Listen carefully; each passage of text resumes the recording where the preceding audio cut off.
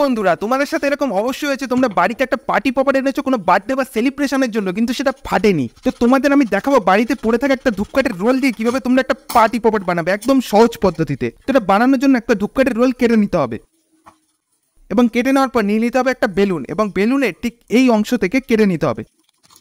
তারপর এই বেলুনটাকে টান টান করে টেনে ঠিক এই পাইপের মধ্যে ঢুকিয়ে দিতে হবে, এবং ঢুকিয়ে দেওয়ার পর সেলো টেপ দিয়ে জড়িয়ে দিতে হবে যাতে এটা না খুলে যায় একদম শক্তভাবে, ঠিক আছে। তারপরে পাইপের ওপর একটু আঠা লাগিয়ে একটা কালার পেপার জড়িয়ে নিতে হবে, দেখো ঠিক এরকমভাবে। এবং দেখতে আর একটু ভালো লাগার জন্য আরেকটা কালার পেপারের স্ট্রিপ কেটে ঠিক এরকমভাবে পেঁচিয়ে পেঁচিয়ে লাগিয়ে দিতে হবে, যাতে দেখতেও খুব সুন্দর লাগবে। এবং তারপর পার্টি পপারের মধ্যে দেওয়ার জন্য কেটে নিতে হবে ছোট ছোট কালার পেপারের টুকরো, ঠিক আছে। তো দেখো এরকমই তোমরাও কেটে নেবে, ঠিক আছে, খুবই সহজ। এবং কেটে নেওয়ার পর এই টুকরোগুলোকেই এই পাইপের মধ্যে অর্থাৎ এই পার্টি পপারের মধ্যে ঢুকিয়ে দিতে হবে, এবং ঢুকিয়ে দেওয়ার পর আমাদের পার্টি পপার রেডি। এবার পার্টি পপারটাকে ফাটানোর জন্য পেছনের বেলুনটাকে ধরে টানতে হবে এবং ছেড়ে দিতে হবে, তো এটা ফেটে যাবে। আর এটা চাইলে তোমরা বারবার ফাটাতে পারবে, কোনো অসুবিধা নেই। যত বেশি কাগজের টুকরো দেবে তত ভালো ফাটবে। That's it.